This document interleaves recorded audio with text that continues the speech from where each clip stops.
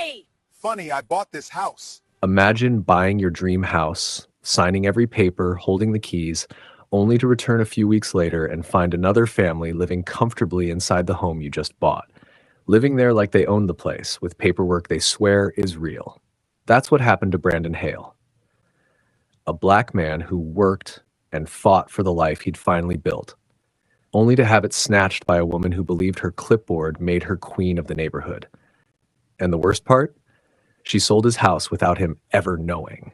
But today, she was about to learn she picked the wrong man, the wrong home, and the wrong lie to hide behind. Brandon Hale had been waiting weeks for this day.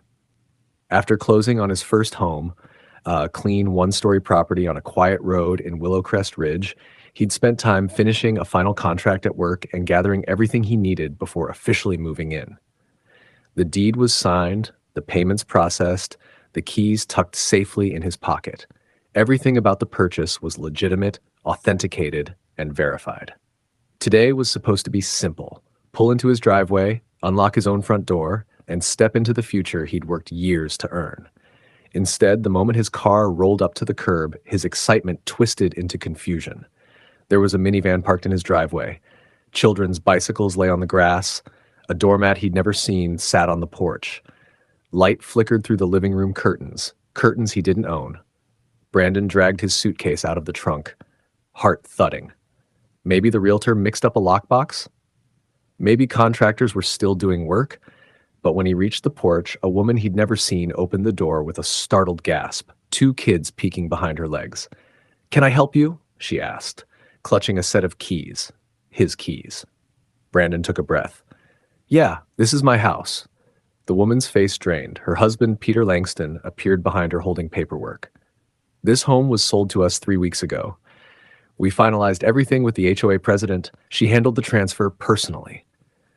That name chilled him instantly. Linda Marwood, the woman who ran the Willowcrest Association board like a personal kingdom.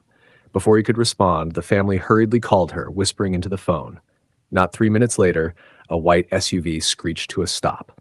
Linda climbed out with her clipboard hugged to her chest, chin raised high like she owned the street. The second she saw Brandon, her expression curdled. "You again." She snapped. "I already told these homeowners someone like you couldn't possibly own this property. Stop harassing this family." Brandon stiffened. "I bought this home, legally." "Save it," she barked, waving him off. "You people always try this nonsense. Officers will handle you." She pulled out her phone and aggressively dialed 911, loudly reporting an intruder refusing to leave. The Langston family looked overwhelmed, confused, but terrified of crossing her. Have you ever bought something fair and square, only to have someone try to steal it right out from under you? What would you do if you showed up to your new home and another family was already living inside it? Before we go further, what city or country are you watching from right now? Drop it in the comments. We love seeing where our viewers are tuning in from.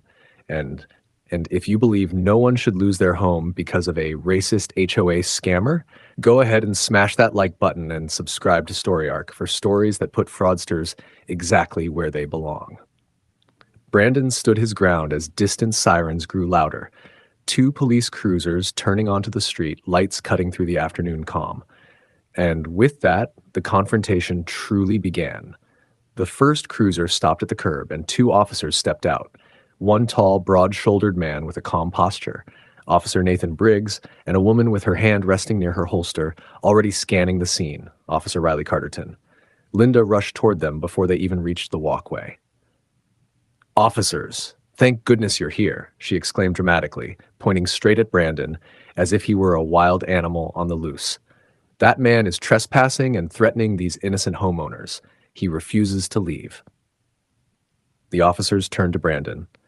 Officer Riley Carterton spoke first. "Sir, we need to understand what's happening. Do you live here?" Brandon lifted his hands slightly in a peaceful gesture. "Yes, my name is Brandon Hale. I purchased this property weeks ago. Today is my move-in day. I don't know who these people are or how they got inside."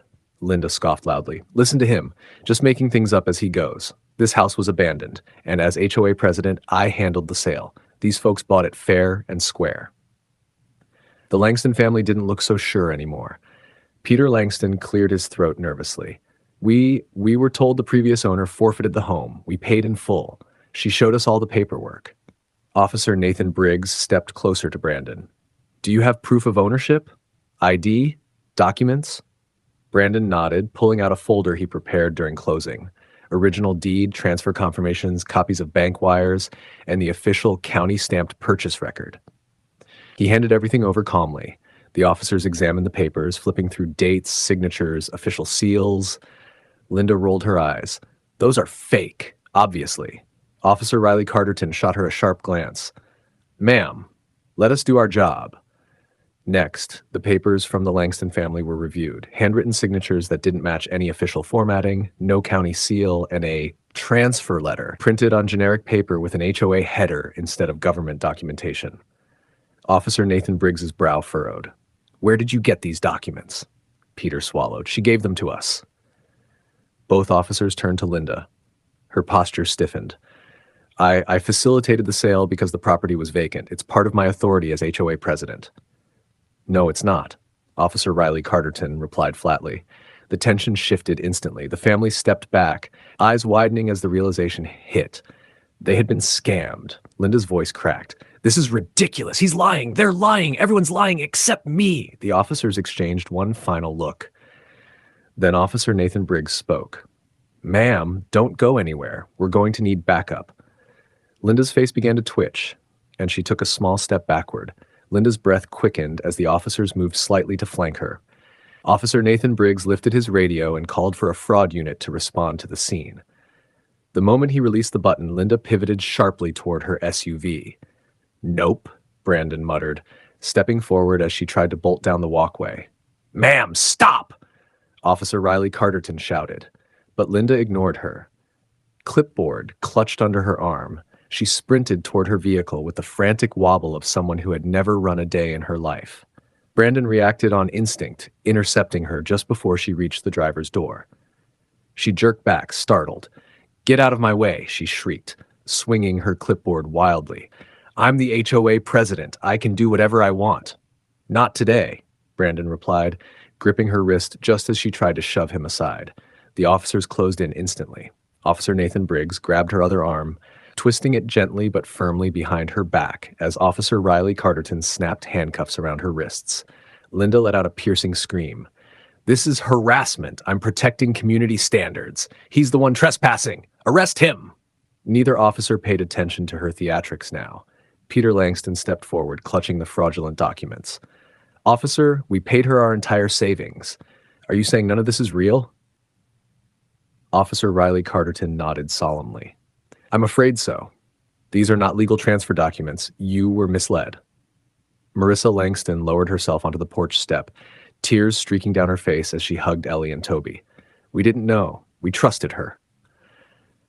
Brandon exhaled, anger and sympathy mixing in his chest. None of this is your fault, he said quietly. You were targeted just like I was. Linda continued to thrash until the officers guided her firmly toward the cruiser. Her voice cracked as she screamed at the neighborhood gathering outside their homes. You all should thank me. I was keeping this place safe. This community deserves better than him. Enough, Officer Nathan Briggs snapped. She fell silent for the first time. Backup arrived, another cruiser and Detective Harmon Sloan, who began separating everyone for statements. Brandon provided every piece of documentation he had, along with the timeline of when he purchased the home and why he delayed moving in. The Langston family provided receipts, messages from Linda, and access to their emails. Detective Harmon Sloan studied them carefully. This isn't just a misunderstanding, he said finally. This looks deliberate. Linda, sitting cuffed in the back of the cruiser, froze. And I have a strong feeling, he continued, that this isn't her first time. Detective Harmon Sloan wasted no time. While officers kept Linda restrained in the back of the cruiser, he requested access to the HOA office records. Two neighbors, fed up with her tyranny, quickly pointed the officers toward the small building behind the community pool where Linda kept files only she was qualified to manage. Officers returned with boxes of Linda's files, revealing forged letters, fake notices, and lists of homeowners she targeted.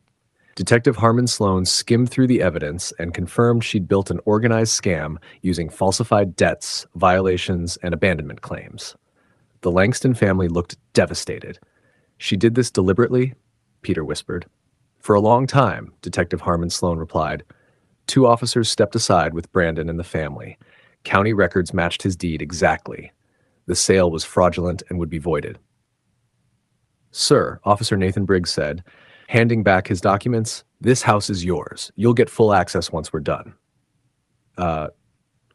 Relief washed through Brandon, along with anger for what the family had suffered. Detective Harmon Sloan assured them they weren't at fault. The state would return their money. When officers opened the cruiser door, Linda tried one last desperate plea. You can't arrest me. I run this neighborhood. No, Detective Harmon Sloan corrected, pulling out the formal arrest form. You ran a criminal enterprise. They read her charges one by one. Real estate fraud, forgery, fraudulent transfer of property, identity theft, conspiracy, theft by deception. Her voice broke. Mascara smeared. She was finally silent. As the cruiser drove away, Brandon stood on his porch, the porch that was rightfully his, breathing in steadily. The nightmare was ending. And tomorrow, he would finally move into the home he earned. If you believe scammers like Linda deserve every consequence they face, hit that like button and subscribe to Story Arc, because standing up to corruption starts with telling these stories.